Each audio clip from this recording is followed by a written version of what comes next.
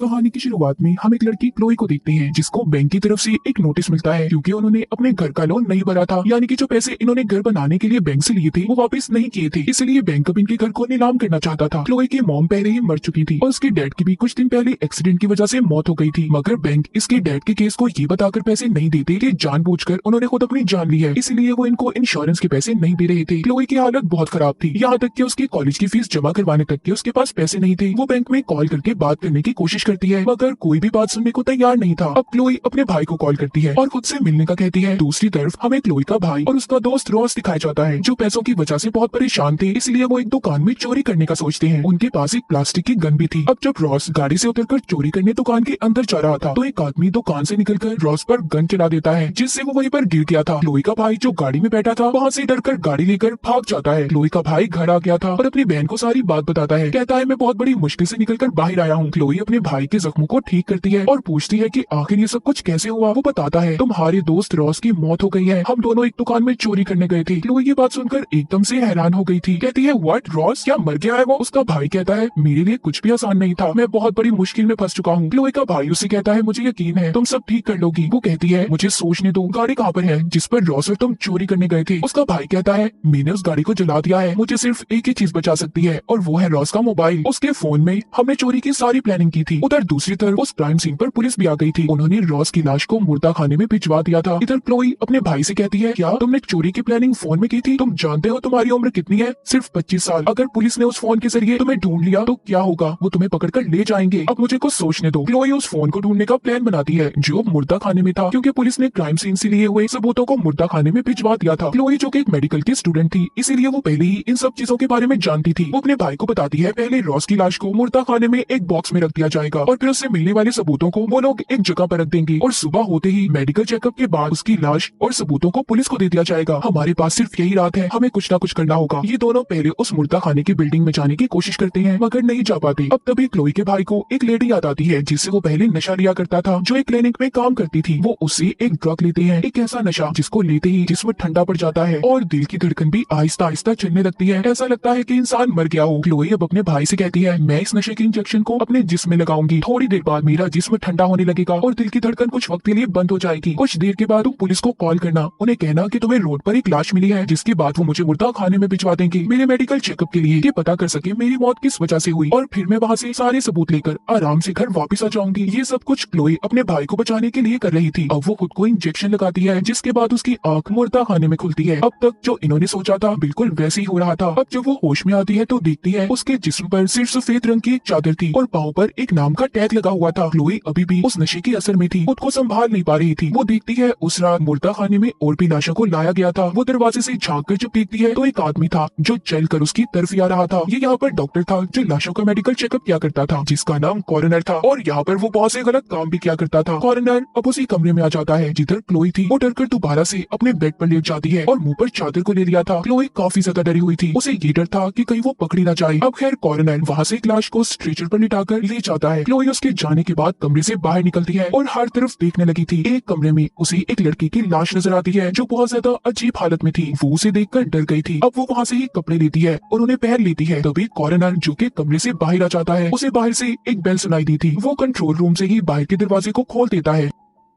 वहाँ पर एक आदमी था जो कॉरिनर से मिलने आया था। वो आते ही कहता है कि तुम्हें इस मुर्दा खाने में डर नहीं लगता, तुम अकेले कैसे रह लेते हो, और कहता है मुझे एक लीवर जिगर चाहिए। क्लोई भी ये बातें सुन रही थी जिससे उसे पता चलता है कि वो आदमी यहाँ पर कॉरिनर से जिस्म के अंदरूनी हिस्से लेने आया है और इतना बताकर वो कॉरिनर को चला गया था। उसके जाने के बाद कॉरिनर ने सारे दरवाजों को अच्छे से बंद कर लिया था। क्लोई भी वहाँ पर उसी कमरे में पहुंच गई थी जिधर उसके दोस्त रॉस की लाश को रखा गया था। वो उसकी लाश को देखते ही रोने लगती है। कॉरिनर ने उसके एक लीवर को निकाल लिया था मगर वो अभी भी जिंदा था। ये देखकर क्लोई काफी हैरान थी। अब वो रॉस से कहती है फिक्र नहीं करो, मैं तुम्हें यहाँ से निकाल कर ले जाऊंगी, बस शोर मत करना कि हमारा यहाँ पर किसी को पता चले। दूसरे कमरे में कॉरिनर एक लाश के अंदरूनी जिस्म के हिस्से निकालने वाला था जिनको निकाल कर वो बेच दिया करता था जिसके बदले उसे बहुत से पैसे मिलते। अब वो उस लाश का ऑपरेशन करने से पहले अपनी अंगूठी, घड़ी और चाबियों को एक साइड पर रखता है। कॉरिनर के हाथ में जो कटर था जिससे वो लाश को चीर फाड़ करके उसके अंदरूनी हिस्से निकाल रहा था, उस कटर की आवाज बहुत तेज थी। क्लोई इस बात का फायदा उठाती है और चाबियां लेकर वहाँ से भाग गई थी। अब वो रॉस को साथ लेकर मेन गेट तक आ गई थी। उधर कॉर्नर जब अपने काम से फारिग होता है तो वो अपनी चाबियां ढूंढने लगा था जो उसे नहीं मिलती। तभी वो कैमरे में क्लोई और रॉस को देख लेता है। अभी अपने साथ जल्दी से एक बेहोशी की जहरीली गैस को लेकर उनके पास आ गया था। उधर रॉस भी हिम्मत हार चुका था और क्लोई से कहता है, देखो मैं अब और नहीं चल सकता, मैं जानता हूँ मैं नहीं बचूंगा, तुम यहाँ से अकेली चली जाओ। तभी उधर कॉर्नर आ जाता है। उसने जहरीली गैस से दोनों को बेहोश कर दिया था। अब जब दोबारा से क्लोई को होश आता है तो वो बेड पर खुद को बंधा हुआ पाती है और साथ ही रॉस भी था जो अभी भी बेहोश होता है। यहाँ पर कॉर्नर भी था। क्लोई उससे कहती है, प्लीज हमें यहाँ से जाने दो। वो कहता है, लड़की तुमने क्या सोचा था, तुम यहाँ पर आओगी, अपने इस दोस्त को बचाकर ले जाओगी? ऐसा नहीं हो सकता, तुम लोग चोरियां करते हो, लोगों को तंग करना तुम्हारे लिए आम बात है, तुम अभी तो जिंदा मेरे किसी काम की नहीं, मगर हाँ मरने के बाद लाखों की हो जाओगी। मैं तुम्हारे जिस्म के सारे हिस्सों को बेच दूंगा जिसके बदले मुझे बहुत से पैसे मिलेंगे, फिर तुम्हारे जिस्म के सारे हिस्से उन लोगों के काम आएंगे जिनको जिंदा रहने का हक है। अब कॉर्नर क्लोई की आंखों के सामने रॉस के जिस्म पर चाकू से कट लगाता है, जिसके बाद वो उसके लीवर को निकालने की कोशिश करता है। बहुत देर के बाद आखिर उसने अपना हाथ डालकर उसके लीवर को बाहर निकाल लिया था और एक शॉपर में रखकर साथ ही बड़े कूलर में रख देता है। ये सब कुछ अपनी आंखों के सामने देखकर क्लोई का दिल घबरा गया था। कॉर्नर के जाने के बाद वो खुद को खोलने की कोशिश करती है। वहाँ पर पड़े हुए कटर से उसने अपने हाथों की बेल्ट्स को खोल लिया था। कटर की आवाज बहुत तेज थी जो कॉर्नर तक भी पहुँच जाती है। अब जब जल्दी से वो देखने आता है तो उधर क्लोई नहीं थी, वो वहीं पर छुप गई थी। वो एक चाकू को लेकर क्लोई को यहाँ वहाँ ढूंढने लगता है। उधर क्लोई को लिक्विड नाइट्रोजन गैस का सिलेंडर मिला था जिसको लेकर वो उस कमरे के पास जाती है जिधर सबूत रखे हुए थे। उसका लॉक तोड़कर वो अंदर आ गई थी। वो उस बॉक्स को भी ढूंढ लेती है जिसमें रॉस की सारी चीजें पड़ी थी, लेकिन तभी उधर कॉर्नर भी आ गया था जिसको देखकर क्लोई वहीं पर छुप जाती है। कॉर्नर को उस बॉक्स से रॉस का फोन मिल जाता है। तभी उसके सामने क्लोई आ गई थी जो कॉर्नर के सामने गन करके कहती है कि ये फोन मुझे दे दो, जिस पर वो कहता है ये गन असली नहीं है, इससे मुझे मत डराओ, हम कभी भी ऐसी असली गन को नहीं छोड़ते, या तो ये नकली है या फिर इसमें कोई गोली नहीं है। मगर तभी क्लोई उसकी आंख पर गोली का निशाना लगाती है जो प्लास्टिक की थी, जिसके बाद वो वहाँ से भाग गई थी। उधर कॉर्नर भी उसके पीछे था। कॉर्नर अब रॉस की लाश के पास जाता है और उसके फोन को चेहरे के आगे करता है जिससे रॉस के मोबाइल का लॉक खुल गया था। इधर क्लोई भी भागते भागते बेसमेंट में पहुंच जाती है जहाँ पर वो बहुत से मरीजों को देखती है जो जिंदा थे मगर उनके जिस्म के कुछ हिस्से गायब थे। कॉर्नर ने इनको इसलिए जिंदा रखा था कि वो इनके जिस्म में से कोई भी अंदरूनी हिस्सा निकालकर बेच देता था। इधर क्लोई को माइक से आवाज आती है जो कॉर्नर की आवाज थी। वो कह रहा था, अब मुझे समझ आई, तुम यहाँ पर अपने भाई को बचाने आई थी, मैंने सारी वीडियो देख ली है, अब तुम्हारे भाई को भी कोई नहीं बचा सकता। ये सुनकर क्लोई कॉर्नर की ऑफिस में जाती है और वहाँ से अपने भाई को कॉल करती है और कहती है कि शायद मैं यहाँ से जिंदा न निकल पाऊँ, पर तुम अपना ख्याल रखना। लेकिन कुछ देर के बाद वहाँ पर कॉर्नर आ गया था जिसके साथ अब उसका डॉग भी था।